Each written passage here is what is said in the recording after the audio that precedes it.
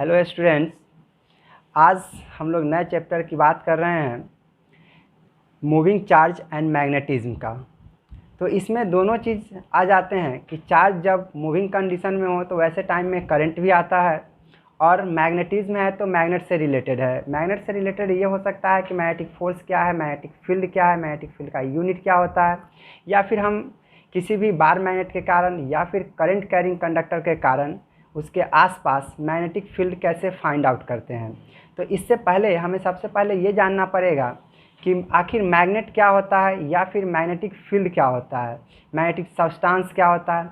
इन सारी चीज़ों को, जो बेसिक चीज़ है, जो बेसिक नीड है, जिसकी ज़रूरत होती है हमें इस चैप्टर को पढ़ने के लिए, उसके बारे में थोड़ा सा हम लोग पहले इंट्रोड्यूस करेंगे। उसके बाद फिर आगे चलेंगे कि हमें फिर इसमें पढ़ना है Biot-Savart law, ampere circuital law. ये दोनों लॉ जो है यह यूज किया जाता है किसी करंट कैरिंग कंडक्टर के कारण उसके सराउंडिंग में मैग्नेटिक फील्ड फाइंड आउट करने के लिए। तो आज सबसे पहले बात करते हैं मैग्नेट का कि मैग्नेट क्या होता है। तो हम सभी ने मैग्नेट को देखा भी है कि मैग्नेट जो होता है वो क्या करता है, आयरन को, निकेल को, इस सब को क्या करता है, अपनी ओर अट्रैक्ट करता है। तो हम सबसे पहले बात करते हैं कि मैग्नेट बनता कैसे है। तो मैग्नेट जो होता है वो फेरस ऑक्साइड का बना होता है। तो हम यहाँ पे बात करते हैं कि मैग्नेट है क्या, मैग्नेट आखिर क्या है। एक सब्सटेंस ही तो है, वह फेरस ऑक्साइड का बना रहता है, बस उसमें एक प्रॉपर्टी जो है वो बाकी सब्सटेंस से अलग होता है। तो हम सबसे पहले बात कर रहे हैं मैग्नेट। मैग्नेट क्या है? Ferrous oxide has the ability to attract substance like iron, nickel, cobalt etcetera. ये जो है आयरन, कोबाल्ट, निकेल, इस सारी चीज़ों को क्या करता है, अट्रैक्ट करता है फेरस ऑक्साइड। तो इसे ही हम लोग क्या कहते हैं, मैग्नेट कहते हैं। तो substances having this ability are called magnets. Magnets को हम लोग दो कैटेगरी में जनरली रखते हैं, एक है कि नेचुरल मैग्नेट, दूसरा है आर्टिफिशियल मैग्नेट। नाम से ही पता चल रहा है, नेचुरल मैग्नेट जो ऑलरेडी नेचर में एग्जिस्ट कर रहा हो, और दूसरा आर्टिफिशियल मैग्नेट जिसे हम लोग बनाते हैं, जो मैनमेड है। तो मैनमेड, इससे ये पता चल रहा है कि हम लोग भी मैग्नेट को बना सकते हैं। इसके अलावे भी क्या होता है, मैग्नेट को शेप के अकॉर्डिंग उसका नाम दिया रहता है। जैसे बार मैग्नेट होता है, जो क्या रहता है, एक स्ट्रेट लाइन में इस तरह का रहता है bar magnet. Horse shoe shape magnet होता है, या फिर इसे हम यू शेप मैग्नेट भी कहते हैं, जो यू शेप का होता है। तो मैग्नेट का टाइप जो है वो डिपेंड करता है कि हम लोग किस बेसिस पे ले रहे हैं। हम लोग यहाँ पे अकरेंस के बेसिस पे ले रहे हैं कि नेचर में जो जो पहले से एग्जिस्ट करता है उसे हम लोग क्या कहते हैं, नेचुरल मैग्नेट। और जो ह्यूमन बींग्स के द्वारा बनाया जाता है, जो हम लोग बनाए हैं, उसे मैग्नेट को हम लोग क्या कहते हैं, मैनमेड या फिर आर्टिफिशियल मैग्नेट। अब बात करते हैं मैग्नेटिक सब्सटेंस का कि किसे हम लोग मैग्नेटिक सब्सटेंस कहते हैं। The substance which are attracted towards a magnet and can become magnets.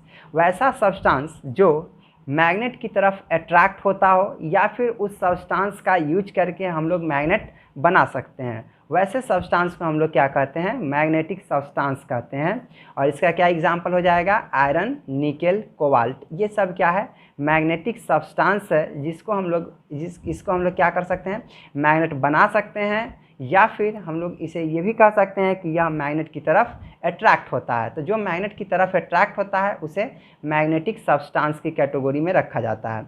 अब आती है बात नॉन मैग्नेटिक सब्सटेंस की। तो जो मैग्नेट की तरफ अट्रैक्ट नहीं हो पाती है, जो मैग्नेट से अट्रैक्ट नहीं हो पाती है, उसको हम लोग क्या कहते हैं, नॉन मैग्नेटिक सब्सटेंस कहते हैं। मतलब वैसे सब्सटेंस जिस पे मैग्नेट का कोई इफेक्ट नहीं पड़ता है, उस चीज़ों को हम लोग क्या कहते हैं, नॉन मैग्नेटिक सब्सटेंस कहते हैं। तो क्या डिफिनीशन हो जाएगा, the substances which are not attracted towards a magnet and cannot become magnetized are called non magnetic substance. मतलब वैसे सब्सटेंस जो मैग्नेट की तरफ अट्रैक्ट नहीं होते हैं और ना ही उसका यूज करके हम लोग उसे मैग्नेटाइज कर सकते हैं या फिर उसे मैग्नेट बना सकते हैं। तो वैसे में क्या हो जाएगा, जैसे वुड, लकड़ी, पेपर, प्लास्टिक, ये सब क्या है, नॉन मैग्नेटिक सब्सटेंस है। जब हम इन चीज़ों से बनी किसी भी ऑब्जेक्ट या किसी भी चीज़ों के पास अगर ले जाते हैं तो वह क्या होता है, मैग्नेट से कोई फ़र्क नहीं पड़ता है। मतलब मैग्नेट जो होगा वो इसके तरफ अट्रैक्ट नहीं होगा, ना तो प्लास्टिक मैग्नेट की तरफ अट्रैक्ट होता है। तो इसे हम लोग क्या कहते हैं, नॉन मैग्नेटिक सब्सटेंस कहते हैं। अब आगे देखते हैं, अब बात कर रहे हैं मैग्नेटिक फील्ड का। मैग्नेटिक फील्ड क्या होता है? तो जैसा हम लोग पहले भी पढ़ चुके हैं इलेक्ट्रिक फील्ड, ग्रेविटेशनल फील्ड, तो सबसे पहले हमें फील्ड का कॉन्सेप्ट पता होना चाहिए कि फील्ड क्या है। सारा फील्ड एक ही टाइप से डिफाइन किया जाता है कि फील्ड जो है वो उसके आसपास का एरिया होता है जहाँ उसका इफेक्ट पड़ता है। जैसे इलेक्ट्रिक फील्ड क्या है? The space around the charge particle. Gravitational field क्या है? The space around the earth. ये सब क्या है?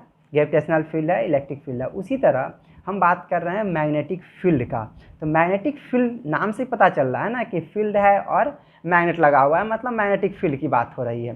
तो मैग्नेटिक फील्ड क्या हो जाएगी? तो the space around a magnet where its effect is felt. मतलब हम लोग क्या बात कर रहे हैं कि वैसे स्पेस जो किसी मैग्नेट के आसपास का एरिया है जहाँ उसका इफेक्ट पड़ता हो, तो उस चीज़ को हम लोग क्या कहते हैं? मैग्नेटिक फील्ड कहते हैं। हम ये भी कह सकते हैं कि मैग्नेटिक फील्ड जो होता है उसे बी से रिप्रेजेंट किया जाता है। किससे रिप्रेजेंट किया जाता है? बी से रिप्रेजेंट किया जाता है। और इसका जो एसआई यूनिट होता है वो टेस्ला होता है, और इसे कैपिटल टी से रिप्रेजेंट करते हैं। या फिर इसका जो सीजीएस यूनिट होता है, टेस्ला क्या है? एसआई यूनिट है। इसका जो सीजीएस यूनिट होता है वो होता है गॉस। नाम सुने होंगे गॉस का, गॉस थ्योरम पढ़ना है, गॉस, ये सीजीएस यूनिट है। अगर हम बात करें जब एक ही फिजिकल क्वांटिटी का दो यूनिट है, एसआई यूनिट है और ये सीजीएस यूनिट है, तो दोनों में कुछ रिलेशन होता है। तो हमेशा एसआई यूनिट जो होता है वो काफ़ी बड़ा होता है और सीजीएस यूनिट जो होता है वो छोटा होता है। तो 1 टेस्ला जो होता है वह 10⁴ गॉस के बराबर होता है। और मैग्नेटिक फील्ड जो है वह वेक्टर क्वांटिटी है। हम इसके डायरेक्शन का भी बात करेंगे आगे। और यह क्या हो गया कि इसका जो एसआई यूनिट होता है वो टेस्ला होता है, गॉस जो है इसका सीजीएस यूनिट होता है। इसका एक और यूनिट होता है जिसको हम लोग बोलते हैं वेबर पर मीटर स्क्वायर। ये भी क्या है? मैग्नेटिक फील्ड का यूनिट है। यहाँ पे वेबर जो है यह मैग्नेटिक फ्लक्स का यूनिट होता है। हम लोग इससे पहले भी पढ़े हैं इलेक्ट्रिक फ्लक्स। यहाँ पे बात कर रहे हैं मैग्नेटिक फ्लक्स का कि पार्टिकुलर किसी दिए हुए एरिया से जो मैग्नेटिक फील्ड लाइंस पास करता है उसको मैग्नेटिक फ्लक्स कहा जाता है। तो हम लोग अभी बेसिक टर्म्स जान रहे हैं रिलेटेड, जिसका हम लोग यूज करेंगे कि हाँ जब हम मूविंग चार्ज के कारण किसी जगह मैग्नेटिक फील्ड निकाल रहे हैं या फिर मूविंग चार्ज पे मैग्नेटिक फील्ड में जैसे ही डालते हैं तो उस पर फोर्स लगता है। तो यहाँ पे हमें उससे पहले कि क्या होता है मैग्नेटिक फोर्स, क्या होता है मैग्नेटिक फील्ड, इस सब चीज़ के बारे में थोड़ा सा आइडिया होना चाहिए। तो हम सबसे पहले उन सारी बेसिक चीज़ों का डिफ़ाइन कर लेते हैं। उसके बाद फिर पढ़ेंगे कि हाँ किसी भी करंट कैरिंग कंडक्टर के कारण उसके सराउंडिंग में जो मैग्नेटिक फील्ड होता है वह कैसे फाइंड आउट करते हैं, उसका क्या फार्मूला होता है। अगर वायर स्ट्रेट है तो क्या होता है, इनफाइनाइट लॉन्ग का है तो उसका क्या होगा, इस तरह से। अब हम बात करते हैं मैग्नेटिक फोर्स का। तो मैग्नेटिक फोर्स क्या होता है? तो the force exerted by magnetic field. अब देखो किसी भी मैग्नेटिक फील्ड में अगर हम मैग्नेट को रखते हैं तो क्या होता है वहाँ पे, दूसरे मैग्नेट को, तो वहाँ पे क्या होता है, वह मैग्नेट जो होता है वो फोर्स एक्सपीरियंस करता है।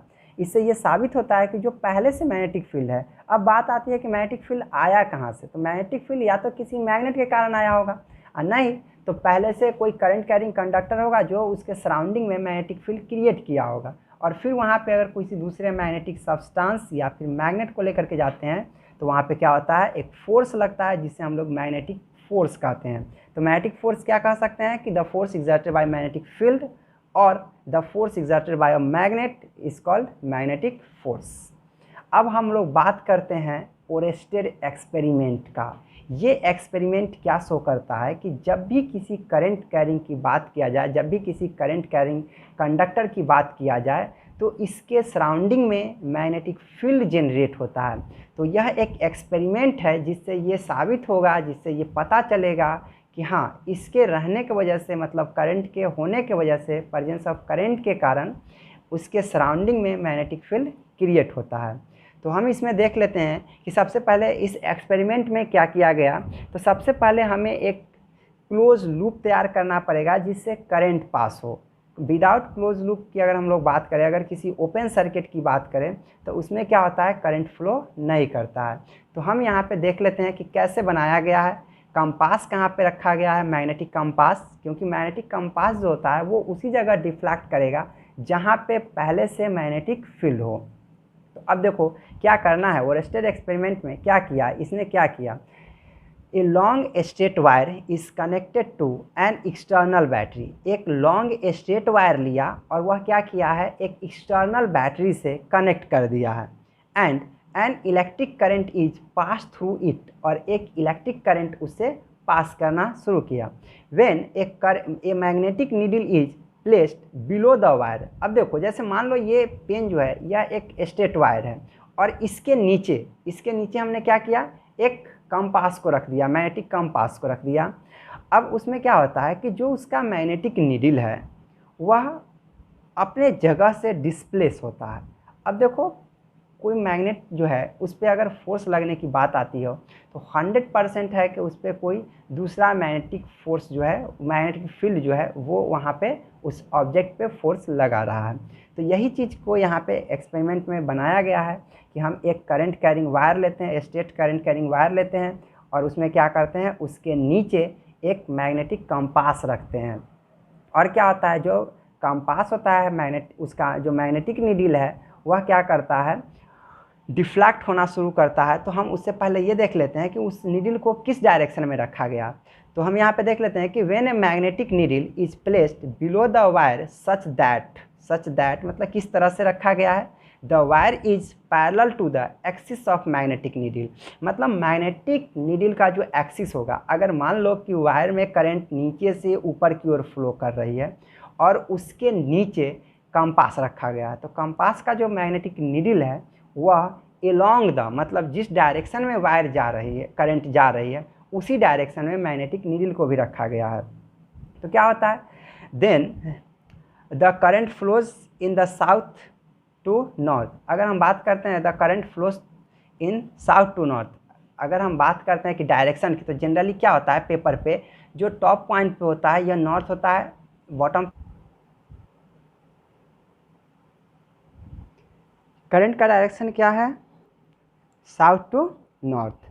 तब जो मैग्नेटिक नीडल में डिफ्लेक्शन होता है, जो मैग्नेटिक नीडल जो करंट के नीचे रखा गया है, करंट कैरिंग कंडक्टर के नीचे रखा गया है, वह नीडल में जो डिफ्लेक्शन होता है वह वेस्ट वार्ड होता है, तब पश्चिम की तरफ। ये जो है नॉर्थ, ये साउथ, यह ईस्ट होता है, मेरा राइट साइड जो होता है वो ईस्ट होता है और ये वेस्ट होता है। तो क्या होगा कि अगर किसी करंट कैरिंग कंडक्टर के कारण, ये मेरा अगर करंट कैरिंग कंडक्टर है, इसके नीचे एक मैग्नेटिक नीडल है जो इसके नीचे रखा गया है और वो भी क्या है, करंट के डायरेक्शन के एलोंग है, तो इसका जो डिफ्लेक्शन होगा वो क्या होगा, इस तरफ होगा। इसका डिफ्लेक्शन क्या होगा, वेस्टवार्ड होगा। तो यह ऑब्जर्व किया गया इस एक्सपेरिमेंट में। तो इससे ये पता चला कि जो मैग्नेटिक नीडल होता है उस पर क्या हुआ कि करंट कैरिंग कंडक्टर के कारण फोर्स लगा है और उसी फोर्स के कारण उस मैग्नेटिक नीडल में डिफ्लेक्शन आया है। तो from this experiment Oersted concluded the following facts. इस एक्सपेरिमेंट से ऑरेस्टेड ने क्या क्या देखा, तो सबसे पहले इसने क्या देखा कि any current carrying wire produce a magnetic field around it as it can deflect a magnetic needle placed near it. कोई भी करंट कैरिंग वायर होता है वह क्या करता है, अपने आसपास मैग्नेटिक फील्ड जनरेट करता है, जैसा कि हम लोगों ने क्या देखा कि वह मैग्नेटिक नीडल को डिफ्लेक्ट किया था। सेकेंड पॉइंट क्या है, the intensity of the magnetic field is proportional to the magnitude of current passing through the wire. अब मैग्नेटिक फील्ड का जो स्ट्रेंथ होता है उस करंट कैरिंग कंडक्टर के सराउंडिंग में, वह डायरेक्टली प्रोपोर्शनल होता है उससे पास होने वाले, उससे फ्लो करने वाले करंट के अमाउंट पे डिपेंड करता है। जितना ज़्यादा करंट का वैल्यू होगा उतना ज़्यादा वहाँ का मैग्नेटिक फील्ड होगा। तीसरा पॉइंट क्या है, the magnetic field setup acts at right angles to the direction of the flow of current. कहने का मतलब ये है कि जो मैग्नेटिक फील्ड होता है उसका डायरेक्शन करंट कैरिंग कंडक्टर के 90 डिग्री पे होता है, परपेंडिकुलर होता है। जैसे ये अगर स्ट्रेट करंट कैरिंग कंडक्टर है तो इसके परपेंडिकुलर क्या होगा, ये जो पेन रखा गया है यह क्या है, परपेंडिकुलर है इस डायरेक्शन में, मतलब ये सर्कुलर फॉर्म में हो सकता है लेकिन क्या होगा, परपेंडिकुलर होगा। तो यह क्या है कि जो करंट मैग्नेटिक फील्ड का जो डायरेक्शन होता है वह करंट कैरिंग वायर के परपेंडिकुलर होता है, मतलब राइट एंगल्स पे होता है। फोर्थ पॉइंट क्या है, the direction of magnetic field depends upon the direction of flow of current. जो मैग्नेटिक फील्ड का डायरेक्शन होता है वह करंट के डायरेक्शन पे डिपेंड करता है।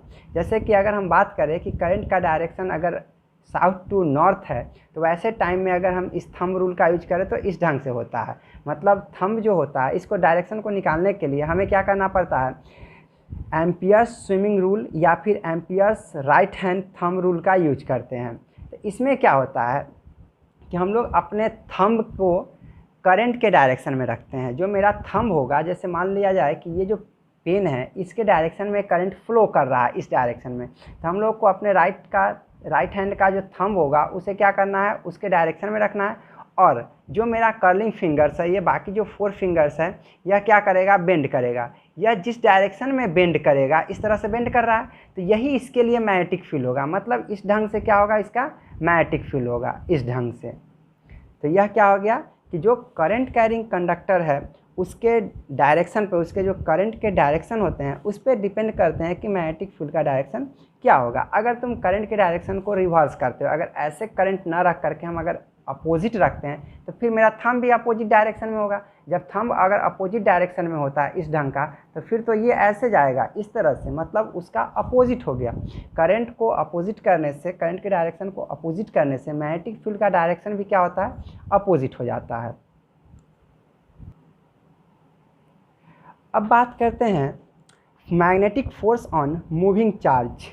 किसी मूविंग चार्ज पे मैग्नेटिक फोर्स क्या होता है, जब वह चार्ज किसी मैग्नेटिक फील्ड में v वेलोसिटी से मूव कर रहा हो।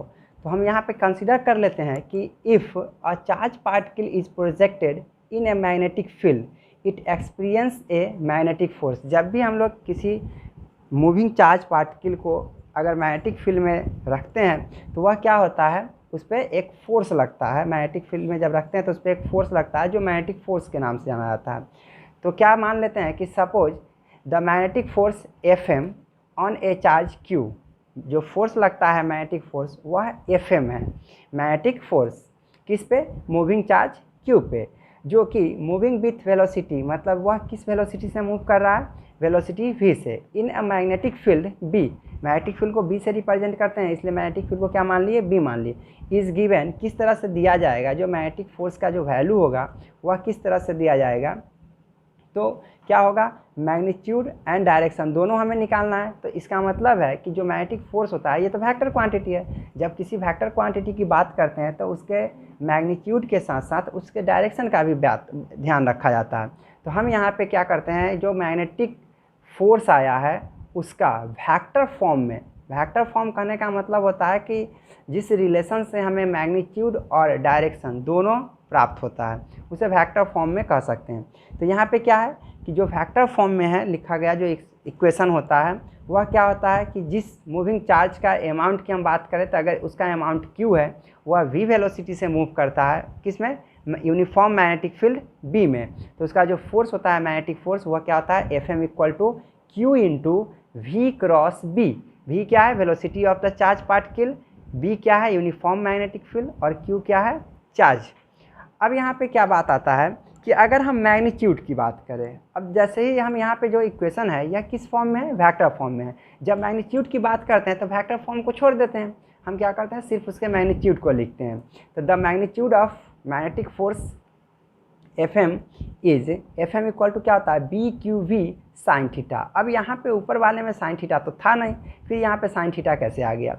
तो देखो सबसे पहले ये याद रखो कि A क्रॉस B, ये वेक्टर में पढ़ना था, A क्रॉस B जो होता है वो क्या होता है, AB साइन थीटा होता है। जब भी हम दो वेक्टर का क्रॉस प्रोडक्ट निकालते हैं तो हम कैसे निकालते हैं कि उस दोनों वेक्टर का मैग्नीट्यूड का प्रोडक्ट और उस दोनों के बीच जो भी एंगल हो, जो भी थीटा होता है उसे हम साइन के साथ रख देते हैं। तो अब यहाँ पे क्या हो जाएगा कि V क्रॉस B है, मतलब VB साइन थीटा हो जाएगा। इसको अगर हटा देते हैं, इस वेक्टर फॉर्म को अगर हटा देते हैं तो क्या हो जाएगा, VB साइन थीटा। तो वही चीज़ यहाँ पे लिखा हुआ है। तो ये पहले है, जब मैग्नीट्यूड के फॉर्म में लिखा है तो कोई फ़र्क नहीं पड़ता है कौन पहले और कौन बाद में है। तो BQV, Q पहले से था, B का मैग्नीट्यूड B लिखे, V का मैग्नीट्यूड V लिखे, और इस दोनों का जो प्रोडक्ट आ रहा था वो कैसे आ रहा था, VB साइन थीटा। तो V और B तो लिख दिए, अब यहाँ पे क्या आ गया, साइन थीटा आ गया। Where theta is the angle between V and B। V क्या है, डायरेक्शन ऑफ, सॉरी V क्या है, velocity of moving charge particle, and B क्या है, यूनिफॉर्म मैग्नेटिक फील्ड। अब बात करते हैं कि आखिर किस कंडीशन पे मैग्नेटिक फोर्स का जो वैल्यू होगा वह जीरो होगा, मतलब जो मूविंग चार्ज पार्टिकल होगा उस पर फोर्स नहीं लगेगा। तो हम यहाँ पे जब फार्मूला की बात करें तो हमें पता चल गया कि B Q V sine theta जो होता है यह मैग्नेटिक फोर्स का फॉर्मूला होता है। तो क्या आ जाएगा, F M is zero when, कब, अब देखो कंडीशन है अलग अलग, बी इक्वल टू जीरो। अब बी अगर जीरो होगा, जैसे मान लो हम किसी चार्ज पार्टिकल को वेलोसिटी दिए, लेकिन हम जहाँ वेलोसिटी दिए, जिस वेलोसिटी के साथ उसे फेंके, वहाँ पे मैग्नेटिक फील्ड था ही नहीं। जब मैग्नेटिक फील्ड नहीं है तो फोर्स कौन लगाएगा, कोई नहीं। तो यहाँ पे क्या हो जाएगा कि जब भी अगर बी का वैल्यू जीरो होगा, that is no magnetic field is present. जब मैग्नेटिक फील्ड नहीं होता है तो उस केस में भी जो मैग्नेटिक फोर्स होता है उस मूविंग चार्ज पार्टिकल पे वो जीरो होता है। दूसरा कंडीशन है क्यू इक्वल टू जीरो, अगर पार्टिकल ही न्यूट्रल हो जाए तो फिर उस पर फोर्स नहीं लगेगा। तीसरा है कि वेलोसिटी इक्वल टू जीरो, अगर हम चार्ज पार्टिकल की बात करें और वह मैग्नेटिक फील्ड में दिया गया हो लेकिन रेस्ट में हो, तो रेस्ट में होने के बाद भी अगर v का वैल्यू जीरो पुट करते हैं तो भी इसका इस इक्वेशन का जो रिजल्ट आ रहा है वो जीरो आ रहा है, तो फोर्स क्या हो जा रहा है, जीरो हो जा रहा है। अगर थीटा 0 डिग्री या 180 डिग्री होता है, क्योंकि साइन 0 और साइन 180 पे जीरो वैल्यू होता है, तो फाइनली क्या होगा, जो मैग्नेटिक फोर्स है यह क्या हो जाएगा, जीरो हो जाएगा। इसका मतलब हुआ कि अगर साइन 0, अगर थीटा 0 डिग्री है, मतलब चार्ज को उसी डायरेक्शन में फेंका गया है जिस डायरेक्शन में मैग्नेटिक फील्ड है, मतलब दोनों पैरेलल है। तो वैसे केस में उस मूविंग चार्ज पार्टिकल पे किसी भी टाइप का फोर्स नहीं लगता है, जो मैग्नेटिक फोर्स होना चाहिए वह नहीं लगता है। या फिर उसे एंटी पैरेलल में भी कह सकते हैं कि जिस डायरेक्शन में मैग्नेटिक फील्ड है उसके अपोजिट डायरेक्शन में एग्जैक्टली 180 डिग्री पे हम लोग क्या कर रहे हैं, चार्ज पार्टिकल को मूव करा रहे हैं। इस दोनों केस में क्या होता है कि जो फोर्स होता है वो जीरो होता है। तो अब हम लोग ये समझ गए कि फोर्स किस किस कंडीशन में जीरो होता है, जब मैग्नेटिक फील्ड अब्सेंट हो, चार्ज नहीं हो, भी जीरो हो, थीटा 0 डिग्री या फिर 180 डिग्री हो। इस सारे केस में क्या होता है, फोर्स जो होता है, मैग्नेटिक फोर्स जो होता है वो जीरो होता है। नेक्स्ट पॉइंट है कि मैग्नेटिक फोर्स मैक्सिमम कब होगा। तो अब देखो कि अगर यूनिफॉर्म मैग्नेटिक फील्ड की हम बात करते हैं तो हम फील्ड के स्ट्रेंथ को तो चेंज नहीं करने जा रहे हैं। एक बार जो चार्ज पार्टिकल को ले लिए तो उस चार्ज पार्टिकल के हम मैग्नीट्यूड को भी चेंज नहीं कर रहे हैं, मतलब जो अमाउंट ऑफ चार्ज है उसे भी चेंज नहीं कर रहे हैं। और जो उसका वेलोसिटी है, जिस वेलोसिटी के साथ हम उसे फेंके हैं, जिस वेलोसिटी के साथ हम उसे दिए हैं, इंटर किया है मैग्नेटिक फील्ड में, वो वेलोसिटी का भी अमाउंट फिक्स है। या फिर उसके वैल्यू को अगर हम क्या करते हैं, जिस वेलोसिटी से हम दिए वह वैल्यू कांस्टेंट है। तो अब क्या होता है, डिपेंड करेगा किस पे, थीटा पे। ये सारा चीज़ क्या हो गया, फिक्स हो गया। तो अगर हम एंगल को चेंज करते हैं, एंगल के अलग अलग एंगल पे क्या होता है, फोर्स का वैल्यू अलग अलग होता है।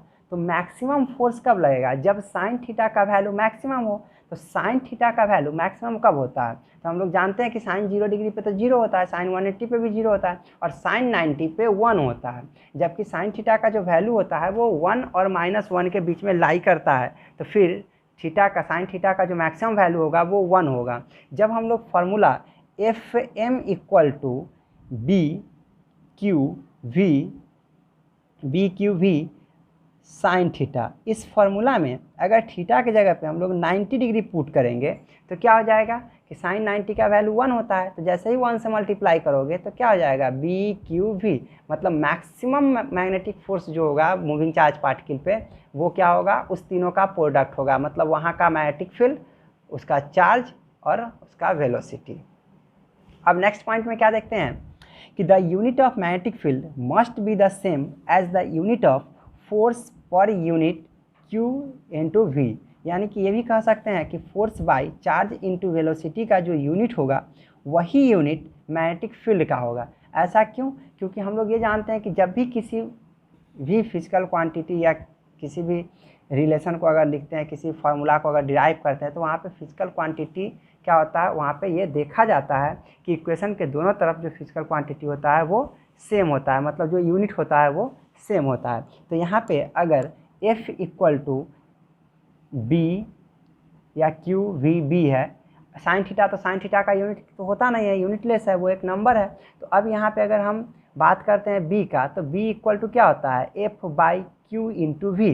तो अब F by Q into V जो होगा इसी पे डिपेंड करेगा मैग्नेटिक फील्ड का यूनिट।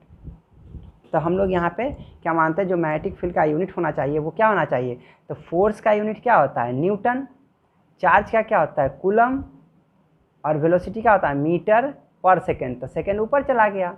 तो अब यही चीज़ यहाँ पे है कि जो मैग्नेटिक फील्ड होगा उसका यूनिट क्या होगा कि force by charge into velocity का जो यूनिट होगा उसके इक्विवेलेंट होगा। तो therefore the SI unit of magnetic field B is equivalent to newton per coulomb into metre per second, तो सेकेंड ऊपर चला गया तो newton second per coulomb metre हुआ। This unit is called the tesla, मतलब 1 Tesla जो है वह किसके बराबर है 1 Newton second per coulomb metre के बराबर होता है। जबकि ये टेस्ला जो है वह किसके साइंटिस्ट के रिस्पेक्ट में रखा गया है।